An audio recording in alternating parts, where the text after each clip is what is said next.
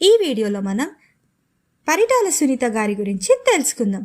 వీడియోలోకి వెళ్లే ముందు ఒక చిన్న రిక్వెస్ట్, మన మహేష్ మీడియా ఛానల్ని సబ్స్క్రైబ్ చేసుకోవడం మాత్రం మర్చిపోకండి. ఆంధ్రప్రదేశ్ రాష్ట్ర రాజకీయ చరిత్రలో అనంతపూర్ జిల్లా ఎంతో కీలకమైనది. అందులో పరిటాల కుటుంబం అంటే కూడా అంతే ప్రత్యేకం. పరిటాల రవి అన్న పేరు వెంటనే అక్కడ ప్రజలు లేచి దండం పెడతారు. ఆయన హత్య తరువాత అక్కడ ప్రజలకి తోడుగా నిలిచిన పరిటాల సునీత. పరిటాల సునీత పరిటాల రవీంద్ర గారి భార్య. పరిటాల రవి గారు బతికి ఉన్నప్పుడు ఈమె ఒక సాధారణమైన ఇల్లాలు.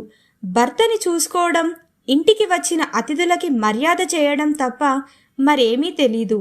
కానీ 2005లో పరిటాల రవి హత్య తరువాత పరిటాల సునీత గారు తన భర్త స్థానాన్ని తను తీసుకొని అక్కడి ప్రజలకి నేను ఉన్నా అంటూ ధైర్యంగా నిలిచిన ఒక వీర వనిత పరిటాల సునీత గారు. భర్త మరణం తర్వాత పరిటాల సునీత చాలా కృంగిపోయారు. అలాగే ఆ ప్రాంతం ప్రజలకి ఒక మంచి నాయకుడు లేడని ఎంతో బాధపడ్డారు. ఆ తరువాత వారి కుటుంబ సభ్యులు అలానే కుమారుడు పరిటాల శ్రీరామ్ ప్రోత్సాహంతో నామినేషన్ వేశారు. తన కుటుంబాన్ని నమ్ముకున్న వాళ్ళు కూడా తన కుటుంబ సభ్యులే అని పరిటాల సునీత గారు అంటుంటారు. 8వ తరగతి వరకు మాత్రమే చదువుకున్న పరిటాల సునీత గారు ప్రజల కష్టాలని మాత్రం పూర్తిగా చదివారు. తన భర్త ఉన్నప్పుడు చేసిన సహాయ కార్యక్రమాలు అలాగే సామూహిక వివాహాలు అన్నీ కూడా తను ఆపకుండా కొనసాగించారు.